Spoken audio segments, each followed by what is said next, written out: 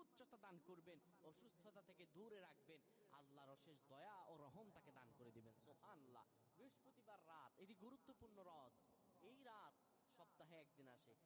আরবিতে রাত আগে আসে, দিন পরে আসে। সুতরাং বৃহস্পতিবারের যে দিন গিয়ে রাত, এটি বৃহস্পতিবার রাত নয়, এটি শুক্রবারের রাত, এটি জুমাবারের রাত, এটি দোয়া কবুলের রাত, আল্লাহর কাছাকাছি হওয়ার রাত। সুবহানাল্লাহ।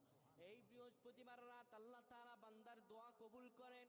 কেউ যদি বৃহস্পতিবার রাতে ঈশা নামাজের পরে পবিত্র হয়ে ইয়া হাইয়ু ইয়া হাইয়ু ইয়া হাইয়ু ইয়া রাফিয়ু ইয়া রাফিয়ু ইয়া রাফিয়ু এই দোয়াগুলো পড়তে পারে 100 বার, আল্লাহ রাব্বুল আলামিন